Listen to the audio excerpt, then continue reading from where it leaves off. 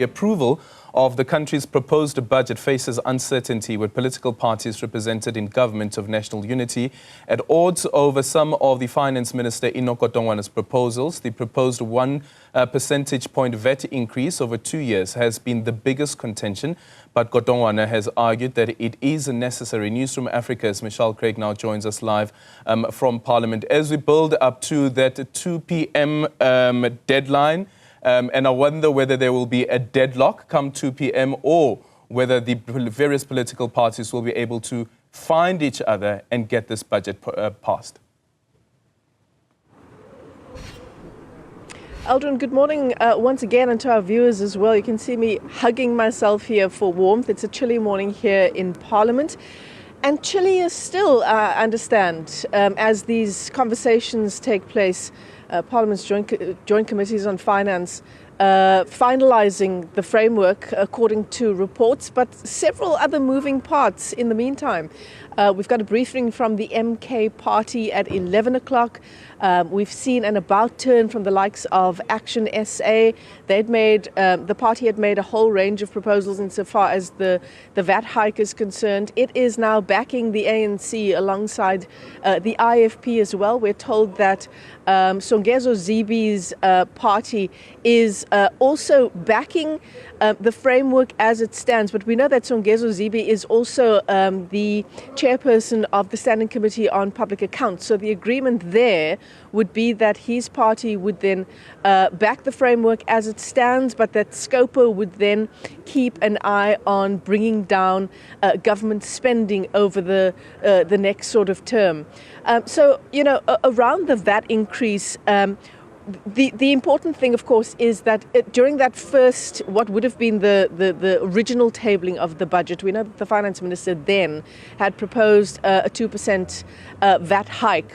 Since then, when the budget was eventually tabled, second time lucky, on the 12th of March, the proposal on the table would have been 1% VAT increase over 2 years, so 0.5 percentage points every year for the next 2 years.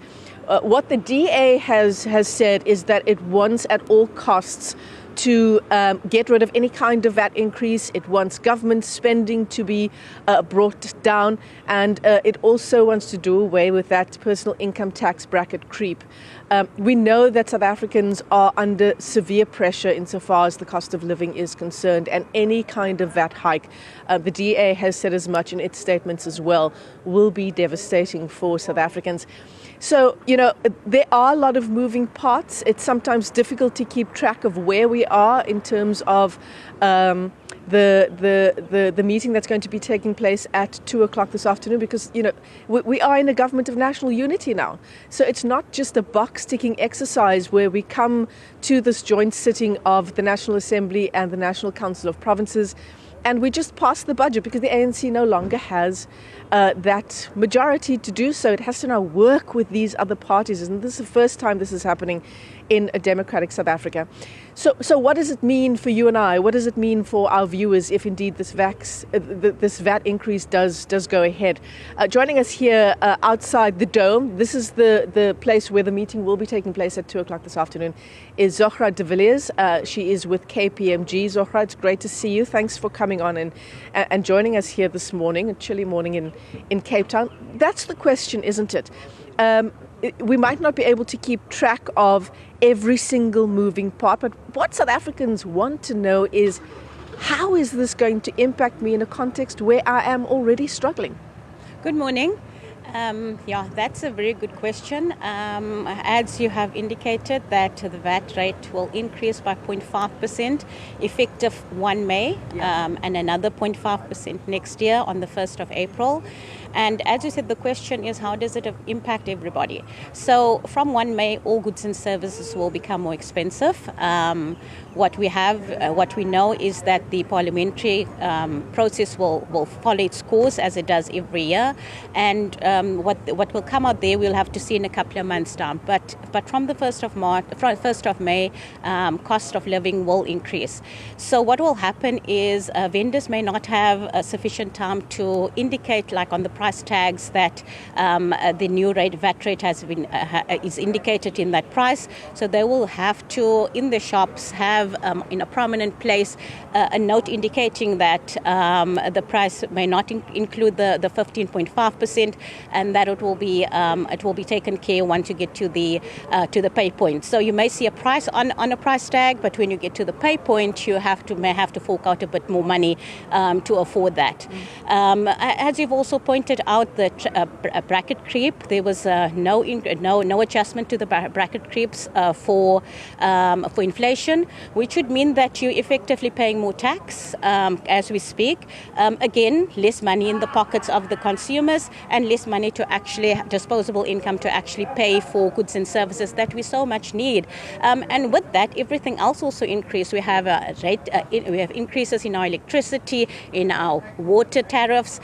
So a lot is going on, as you said, and the man in the street is just worse off with the current budget. And for that also, if you look at just the South African landscape, our tax rate, personal income tax rate, is currently at 45%, which is quite high when you compare that to the Africa average and even the global average.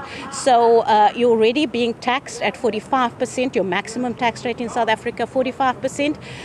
So a bulk of your money is going to the tax man, and now another increase in VAT. What do you have left at the end of the day to actually afford the things that you need to actually run your household? And as is the case with the cost of living crisis we are already in, it's the most vulnerable people. It's the poorest people who spend the bulk of their money on things like transport, for example, taking 2 or 3 various modes of transport to get to work and to school, spending such a small percent on food because I can't afford to buy more food than what I'm buying at the moment.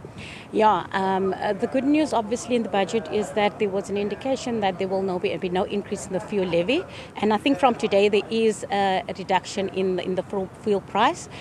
So that was part of the relief. The other part was also to obviously expand the zero rating basket. So a few more other items will be zero rated, for example, canned vegetables. And I believe some protein as well. Yeah, and also, in fact, the edible offal from few animals, so that will also be zero rated. So that is part of the relief that is actually for the vulnerable, but it doesn't take away that you're actually paying more. And as you say, you have to take transport to get to work, and it just takes out so much from what you already have. And we can also see organizations are actually coming forward and actually assisting those that don't have food. You could see now during just the past month, there are so many organizations that cook pots of foods so that the people on the street can actually just eat and have one meal for the day. Kids go to school. They at least at certain schools they do get a meal a day. But the cost of living is definitely increasing, and we need to, and we always say this, but we need to actually get the economy working. We need to be able to increase our activity in the economy in order to create more jobs. We need to get our young people in jobs. We need to get more people in jobs so that we can actually expand the group of people that's contributing to taxes, so that more people can contribute and there's just more money to go around. But more people in jobs, activity actually increases, and you get people that actually is contributing positively to our economy. Zohra de Villiers, thanks very much indeed for joining us. Zohra is with KPMG, helping us understand, and I'm sure I don't need to explain to our viewers the kind of pressure South African consumers are under. So there are a whole range of moving parts, Aldrin. There's a lot of political activity. I wouldn't be surprised. It would have been a marathon meeting yesterday to try and sort of set that framework in place. I wouldn't be surprised if perhaps those talks are still ongoing, even as we build up to 2 o'clock this afternoon for this joint sitting of Parliament. It's going to be taking place behind me here at the Dome. Aldrin, for now, it's back to you. Thank you so much. Michelle Craig will be back with her a bit later on as we build up to 2 p.m.